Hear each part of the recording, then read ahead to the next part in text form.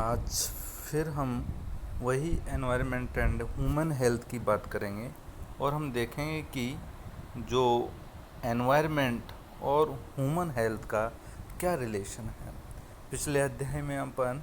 Air pollution की बात की कि एयर पोल्यूशन के बहुत सारे कारक होते हैं जिनके कारण मानव हेल्थ पर कौन कौन से इफ़ेक्ट्स पड़ते हैं। इसी तरह हम आगे बढ़ते हैं तो हम देखते हैं कि जल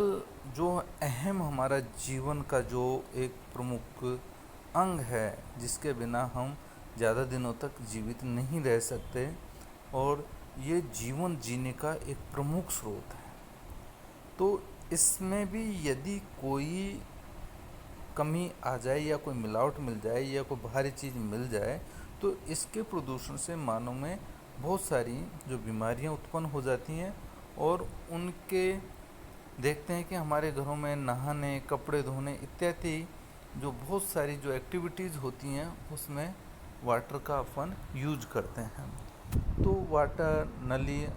या नालियों के द्वारा, सीवरेज के द्वारा और वो बड़े बड़े जो नाले होते हैं या रिवर होती हैं, जो भी वाटर रिसोर्सेज होते हैं उनमें इसको जाकर बहा दिया जाता है और वो उनमें मिल जाता है। तो हम देखते हैं कि इस जल में जो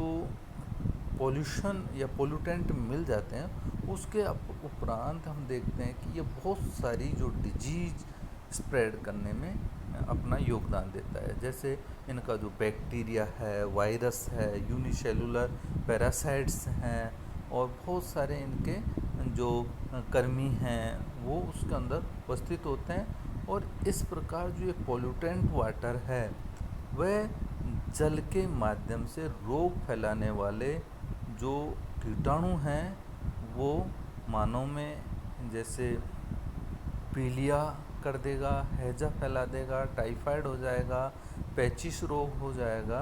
और भी बहुत सारी बीमारियां ये पैदा करता है। तो ऐसा जल पीने, नहाने व यहाँ तक कि सिंचाई के लिए भी उनका कोई योगदान नहीं होता है, क्योंकि वो वहाँ जाकर भी उस सॉइल को या उस जो क्रॉप्स है उसको भी ये बहुत ज़्यादा नुकसान पहुँचाएंगे। तो जल में बहुत सारी जो हैवी मेटल्स मिल जाते हैं, जैसे मरकरी है, तो यदि मरकरी उसमें मिल जाएगा और मानव यदि उसको यूज करता है तो उसमें एक डिजीज़ होती है, उसको अपन मिनीमाटा डिजीज़ कहते हैं और उस डिजीज़ का होने का खतरा ज़्यादा हो जाता है। और हम देखते हैं कि जो अपशिष्ट जो होता है वो जल में मिल जाते हैं और जिनसे उनमें बैक्टीरिया रिएक्शंस के द्वारा और देखते हैं कि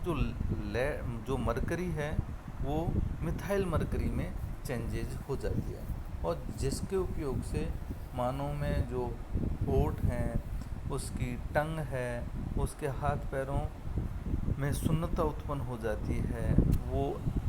उनकी जो देखने की जो दृष्टि, आई विजन होता है वो अस्पष्ट हो जाता है, उनका बहरापन हो जाता है, मेंटली डिसऑर्डर उत्पन्न हो जाते हैं। और कैडमियम यदि उस पोल्यूटेंट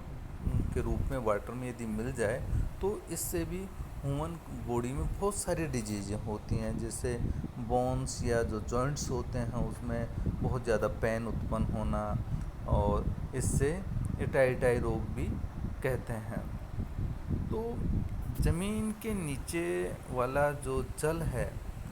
अर्थात जो भूगर्भ का जो जल है, वो दूषित होने के अनेक कारक हैं। कि पानी के ये नहीं है कि बहता हुआ पानी ही या जो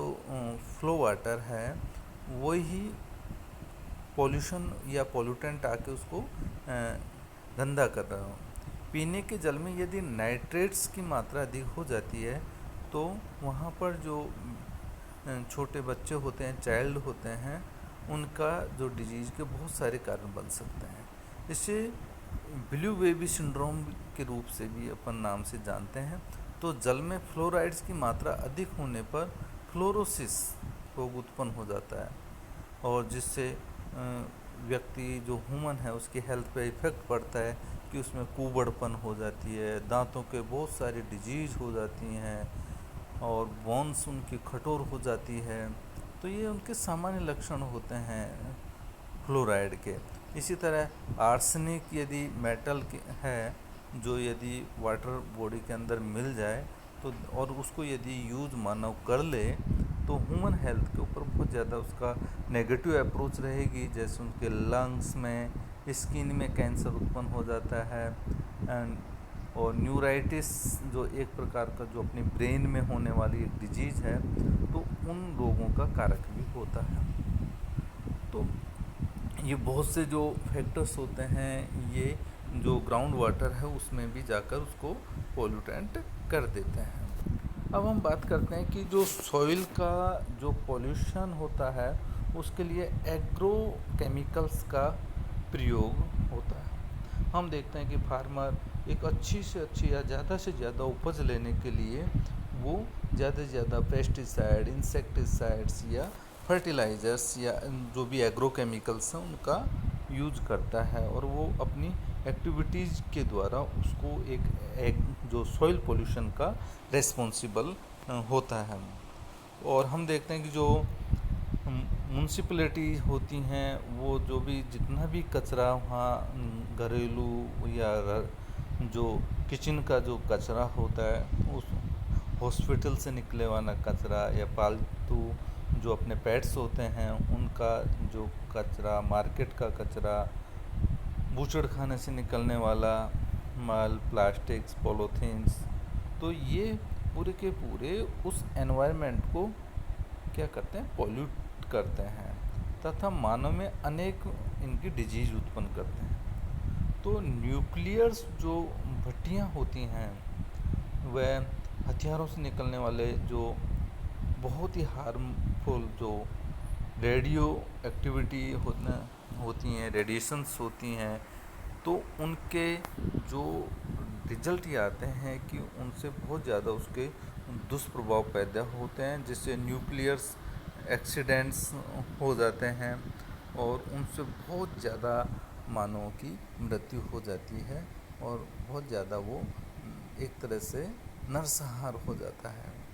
तो हम देखते हैं कि जब माइनिंग्स करते हैं तो माइनिंग्स की जो गतिविधियां होती हैं वहाँ पर भी जो काम करने वाले मजदूर हैं उनके हेल्थ पर इनका प्रतिकूल प्रभाव पड़ता है। इसी तरह हम नॉइज़ की बात करें, शोर की बात करें, तो हम देखते हैं कि जो इंडस्ट्री जो मशीन्स हैं, एम्पलीफायर्स हैं, लाउड स्पीकर्स के कारखाने हैं, पटाखे या विस्फोटक आदि बनाने के लिए जो कारखाने हैं, तो वहाँ देखते हैं कि बहुत ज़्यादा शोर से मानव के हार्ट पर जो उनकी हार्ट बीट का रेट है वो उसके ज़्यादा जो हार्ट रेट है उसकी बढ़ जाती है, ब्लड सर्कुलेशन और जो रेस्पिरेटरी सिस्टम भी उसका प्रभावित होता है। तो इस जो नॉइज़ है इसका लगातार बने रहने से हेडेक हो जाती है, स्लिपनेस की बीमारी हो जाती है और आदमी चिड़चिड़ापन हो जाता है। तो कार्य में अरुचि जैसे उनके जो करैक्टर्स होते हैं, तो इन सभी के अतिरिक्त संपूर्ण जो वर्ल्ड है उसमें मानव गतिविधियों से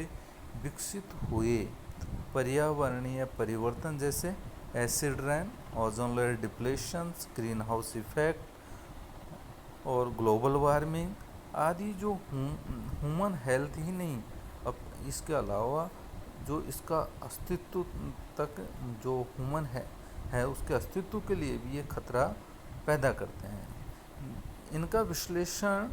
के पूर्व में हम अध्याय में बहुत सारी बातें कर चुके कि क्या करना चाहिए, कैसे करना चाहिए। तो यदि हम इनका नहीं करेंगे तो पर्यावरण की उचित देख रेख यदि हमने समय पर नहीं की तो इन संसाधनों के साथ जस्टिफाई नहीं हो पाएगा और हमारा स्वास्थ्य तो यदि हम इनके साथ सही कर लें, सुधार लें, तो हम अपनी हेल्थ को सुधार पाएंगे। अन्यथा एक मानव कल्याण के लिए यह सही नहीं होगा और कभी भी ह्यूमन हेल्थ एक बहुत अच्छी दशा में नहीं जा सकती। तो ह्यूमन हेल्थ को अच्छा बनाने के लिए हम को पर्यावरण को सुरक्षित, संरक्षित व अच्छा करना होगा, अन्यथा इसके जो हानिकारक प्रभाव हैं उनको भुगतने के लिए तैयार रहना होगा